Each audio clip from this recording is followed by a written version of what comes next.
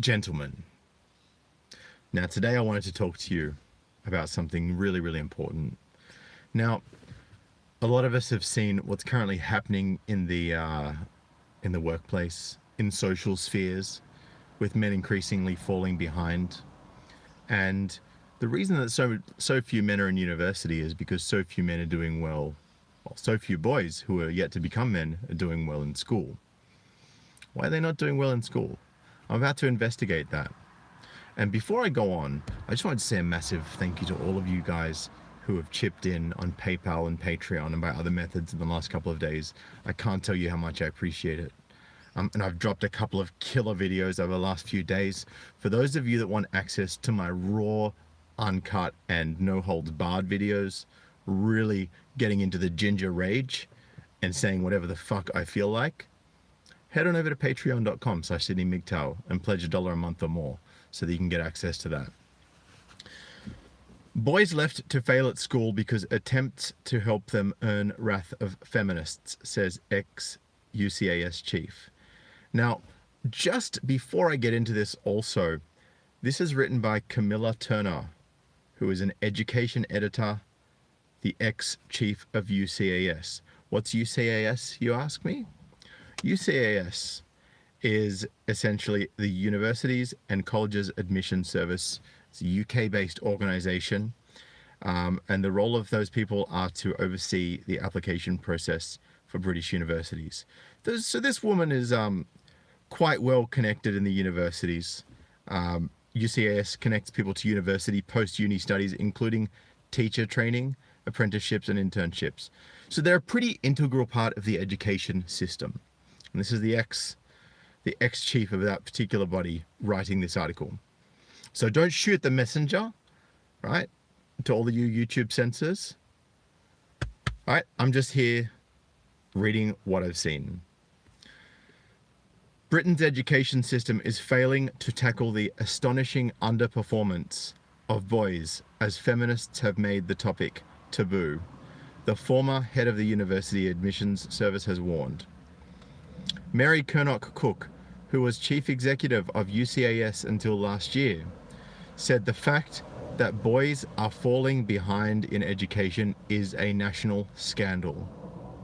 Yet it is such an unfashionable topic to discuss that it has become normalized. Girls outperform boys in all aspects of education, from primary school to GCSEs and A-level results. Good to see you, Rono, and thank you so much for that generous donation to Kapawi Surf Club. Appreciate you. Last year, 57% of women went to university compared to 43% of men, a gap that has widened significantly over the last decade. I just find it unacceptable to think that it's okay to let boys fall further and further behind in education and allow the gap to get bigger, Ms. Kernock-Cook said. Boys underachieving in education is becoming pretty normalized, she says. Everyone knows it, yet no one is doing anything about it.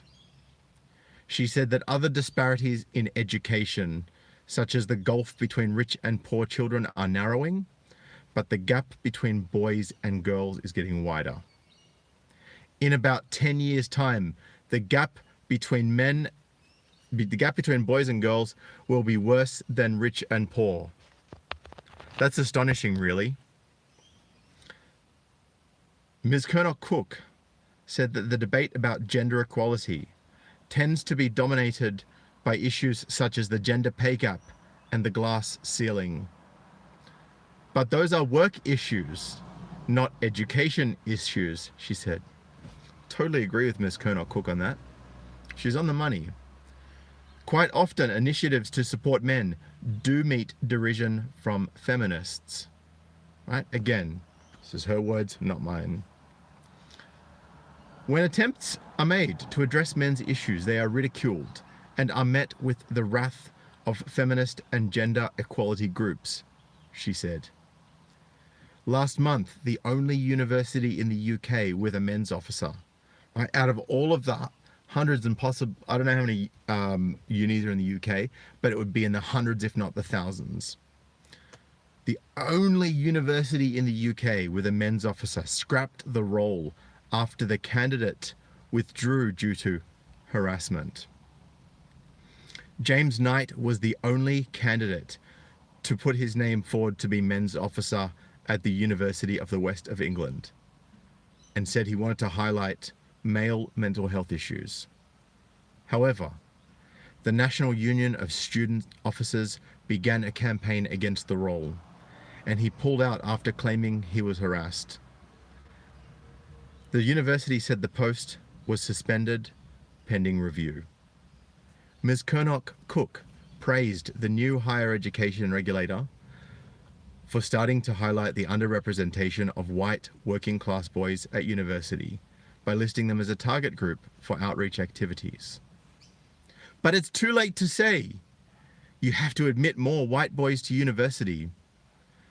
The reason why their particular admission rate is lower is because they have fallen behind in education. It starts in the early years and gets worse over time, she said. And this is what's happened, right? When you have an increasing amount of teachers who are feminists, and look, it's totally cool. If you're an advocate for women's rights and you're a teacher, that's fine.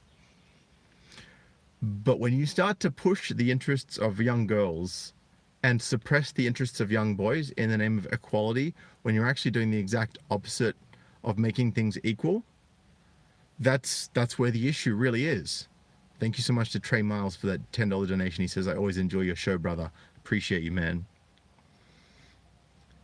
Boys are also more likely to be expelled from school than girls, according to the Department for Education's most recent figures, with the permanent exclusion rate for boys over 3 times higher than that for girls. In the past 5 years, more than twice as many male university students committed suicide than their female peers, despite there being fewer male students. All right, this is crazy stuff. This is crazy stuff. Let's think about this seriously. When you've got the minority of students committing suicide more than the majority of students, there's something wrong there. There's something seriously, fundamentally wrong on a systematic level. I hate the word systematic because feminists always use it. Ms. Kernock Cook will speak at a conference on Monday convened by the Men and Boys Coalition, a group of over 80 organizations, charities, and academics. The coalition will publish a series of recommendations to tackle the issues faced by men and boys, such as designing extra teaching resources for use in schools specifically designed for boys. That's great. Like, I honestly, I applaud that initiative, because boys need learning methods available to them that actually resonate, that actually work, that actually help them to learn. Another proposal is to launch a nationwide Take Your Son to University Day campaign for all the single mothers at university.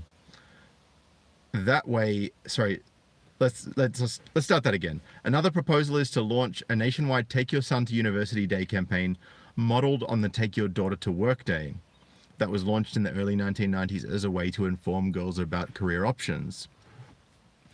Dan Bell, founder of the Men and Boys Coalition, said he hopes the conference will encourage greater dialogue about these issues. People do feel quite cautious about men and boys because it is seen as speaking up on behalf of a privileged class, he said. When rigid gender roles were more enforced, the traditional masculine stereotype was that you just get on with it. Now we have moved to more awareness of gender issues, but it is mainly problems caused by men rather than... Sorry guys, my phone just restarted. It was getting a little hot. Too much fire in this video. So seriously guys, I mean, this is what's going on at the moment with boys. They are really seriously failing in university. They're failing in school, all because of what's happening, you know. And every time that people try and address the issues that are going on that affect men and boys, right, they're not trying to take away from the issues that affect women disproportionately. They're just trying to also focus on those that affect men disproportionately and young boys. Because when you disenfranchise young boys, then you disenfranchise our future men. And when you disenfranchise our future men, you actually disenfranchise society as a whole. because there's a lot of women who also rely on men for things. And if those men can't be relied upon because they've been feminized and taught that they're bad, and also essentially shut out from an effective learning system, then there's big problems there. So I guess what I really wanted to say is that if we don't start focusing on this, and I think that the only way that we can really effectively approach teaching with the framework that's actually been put upon us is to go back to segregated male and female schools, right? Bring back male schools where it's male teachers, where it's male students, and it's just men. That's really what we need, genuinely. And I believe that. And I personally went to a all-boys school from years 7 onwards, and that was a very, very good thing for me, right? That was a really good thing for me. Now, I don't know who just donated some extra cash, but whoever it was, please drop a comment, because I really appreciate you. It was the Mad Taoist, 10 Canadian dollars. Thank you, brother. So I see what's going to happen next with, I think there's going to be a lot of male teachers that have previously worked in co-ed schools, or maybe in, I don't know,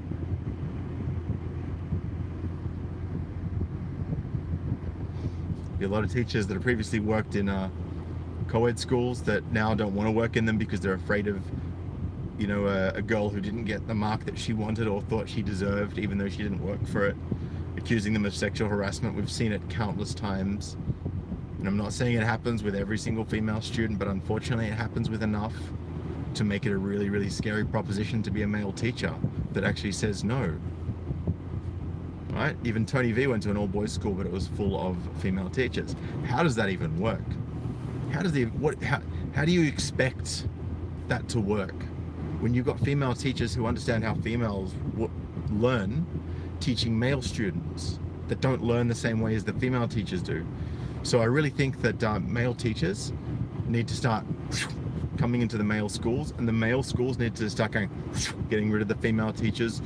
If female teachers don't want to work in a co-ed school, be my guest. If they want to work in an all-girls school, be my guest. But stay out of the men's schools, right? We don't need to be feminized anymore. Right? We really need male teachers, especially now. We need to bring masculinity, we need to bring back masculinity, period. Because toxic masculinity, as defined by feminists and defined by these gender ideologues, it's not masculinity in any way, shape or form. It's people who are insecure or really macho. And I don't blame people for being insecure, particularly with the way things are at the moment. So it's going to be really interesting to see what happens next. And it's funny, right? Because I've seen so many comments. I've even got a lot of friends who homeschool their kids. And these people are saying that, like, I've got one chick who homeschools her kids, right? And she's anti-feminist in terms of her mindset. She doesn't believe in feminism. She believes in equality, which is egalitarianism. If you don't believe that egalitarianism is about equality, go and look it up in the dictionary. Egalitarianism, which is what I am, just for the record. Not a supremacist, nothing like that. I've got a mother, I've got a sister, I've got female friends. You know, I care about all of them, just like I care about my male friends and my male family. Right? Nothing changes. So, and an interesting concept I came across as well. And I was actually riding my motorbike this morning. And this thought came to me. And you guys know how, remember back when Second Life was a thing, like 10, 15 years ago, something like that? And it was only a few people that were playing Second Life, and it was really resource hungry, and it was considered to be sort of just like something only a few people did. It was pretty low key, you know, very, very niche kind of thing. And in Second Life, you used to get paid in Bitcoin, right? So what are we starting to see now? The rise of cryptocurrencies, am I right? And don't go away, because you'll see where I'm going here. Now, when I say cryptocurrencies, I mean decentralized currencies. Decentralized currencies. And right now it's crashed. Because the people that control the fiat currencies, so your traditional currencies, you know, people that control the fiat currencies, they don't want anyone else coming in on their turf. They really don't. And I know crypto has crashed, for sure. Has it crashed forever? Absolutely not. Will people try and control it? Yes. Will the governments ever have as much control over crypto as they do over traditional currency? Hell no. Because at the moment, let's say for example, if you're a husband and wife, you separate, and the family court decides to give most of the assets to the wife. For argument's sake, no, it doesn't always go that way. Majority of the time it does. That's statistically proven. It is fact, right? So we see this transfer of assets to women. Why does that happen? It's not because the men are saying, oh, well, we're just going to hand over our assets to you. It's because the government takes it.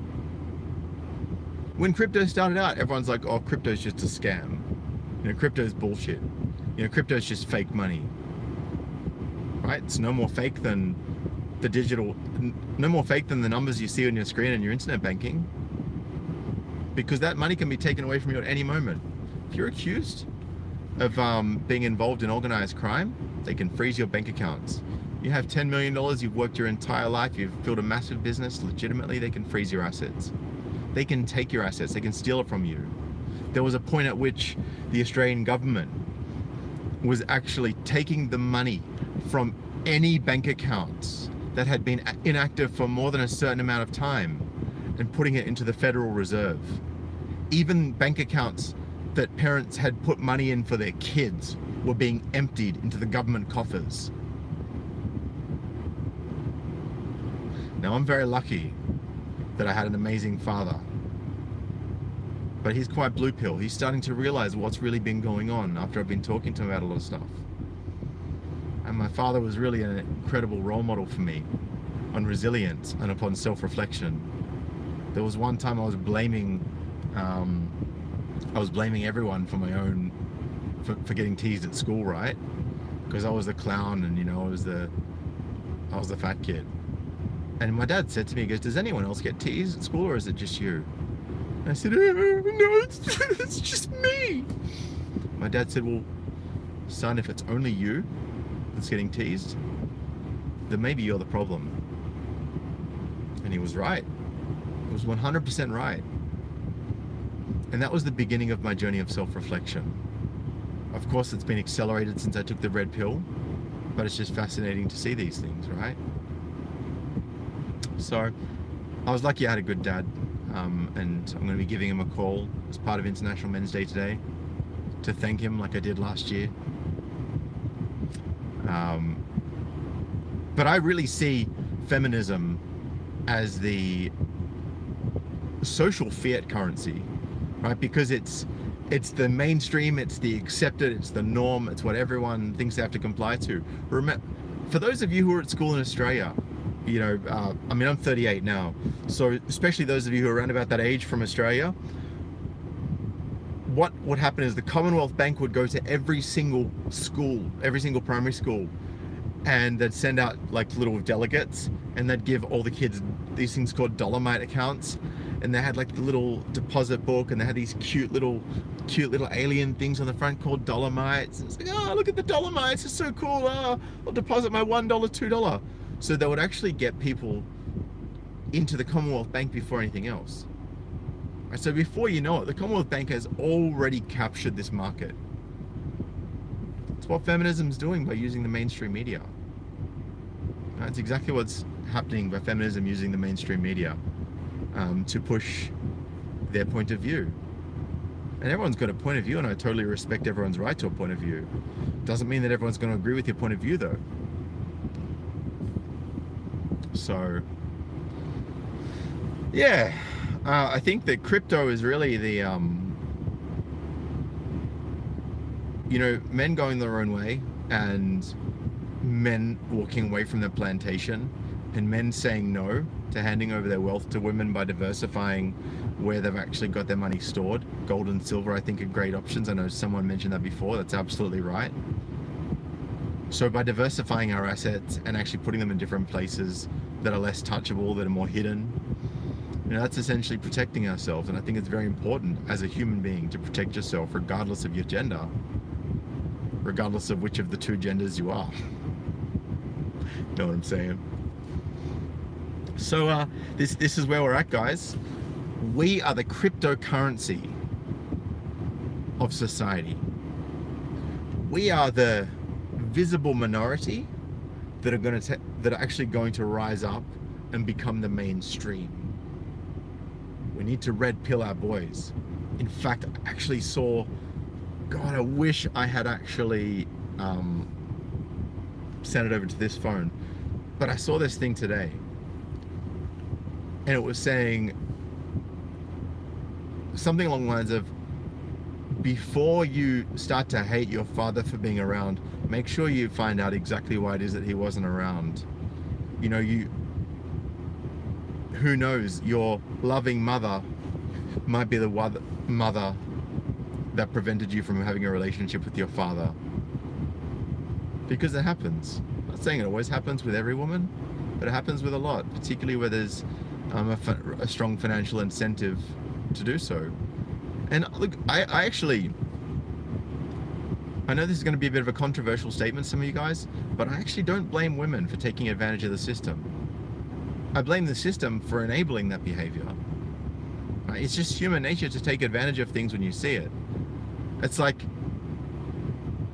there was a number of years ago, there was this thing called a stimulus package, and everyone with a tax file number got $900 cash in their bank account, right? And the Labour government did that to stimulate the economy, right? They gave everyone cash so that people would go out and spend it and the economy would start getting ticking again. So Labour could be like, oh, look, we got the economy turning again. It's like, yeah, but all you did was you created more debt for the government, which they now have to pay back by getting that in taxes and getting that in revenue from other places. Right? So you're not really helping. You're just giving an illusion.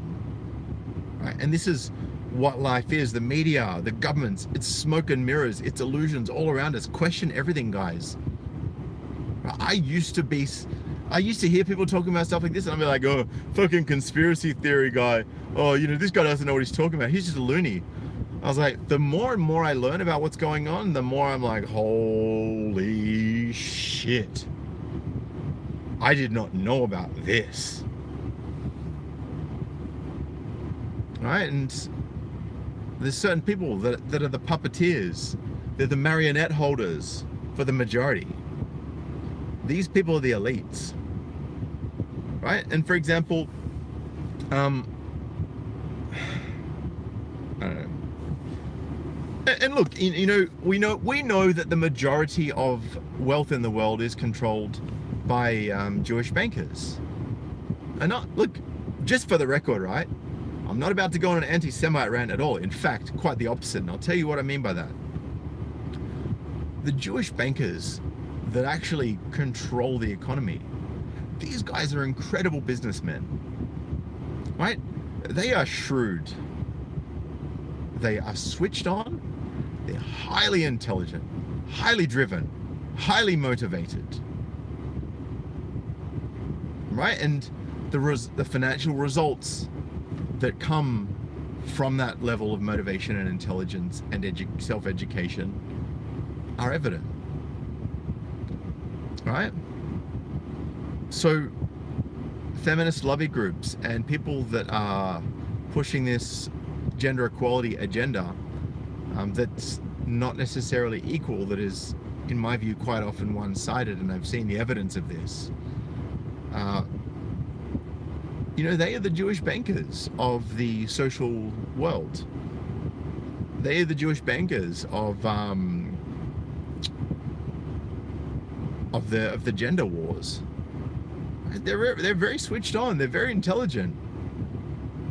Right? And as much as we want to shit on them, right? The feminists who don't realize the consequences of what they're doing right now and how that's going to impact them in the long term, for lack of a better term, they're the useful idiots, right? They are the people that are being used by the puppeteers. They are the people that are pawns in the game. If any of you have ever played chess, you know the pawns are the first to be wiped off the board.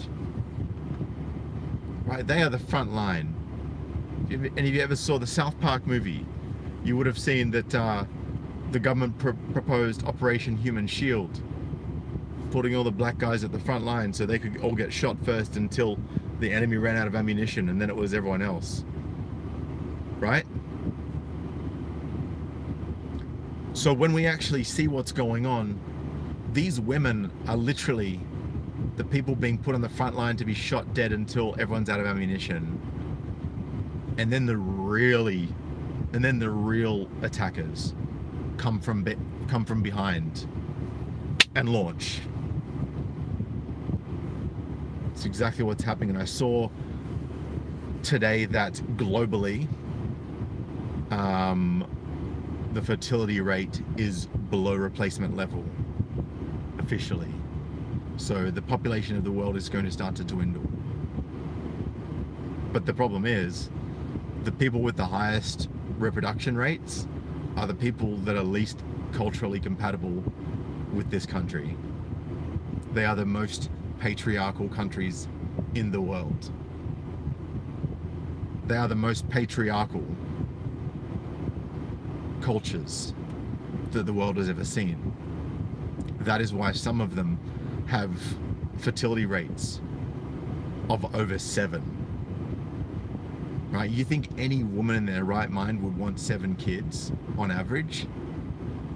You're going to turn around and try and tell me that there's not a rape culture in these countries, and I know that's a really controversial term, but if we want to have a culture, right? Because when you get enough people of a certain culture that actually drowns out this culture, this becomes the dominant culture. So if you don't want a rape culture in Australia, then maybe you shouldn't bring in people from countries where rape is culturally accepted as part of society and as part of, normal human relationships. Right? Because I'm totally against rape. I'm against rape of men. I'm against rape of women. I'm against rape of girls. I'm against rape of boys, regardless of who it's by. So that's my thoughts. Anyway, guys, I'd like to get your thoughts on this. And before you go, I want to say again, massive thank you to those of you who have signed up to my Patreon. I'm going raw and uncut. Like this is tame right here. This is tame. So I've actually jumped onto another platform on my Patreon for videos, because obviously YouTube doesn't hold my raw message in favor. So if you want to see the ginger rage, you want to see raw and uncut Sydney, head on over to patreon.com/SydneyMGTOW, pledge $1 a month or more, and you will get daily raw videos. So I'm actually doing 2 videos a day now. 1 video for the free platform, 1 video for YouTube here that you guys can see, to still bring the red pills to those of you who aren't in a position to share $1 a month. But then for those of you who do want to pledge $1 a month or more, I got the good stuff for you. All right, men and ladies, you can see there's some of you ladies in here. I appreciate you, all of you, every single one of you watching right now. And I look forward to catching up with you guys who have signed up to me over on Patreon. We've got some really cool topics coming up.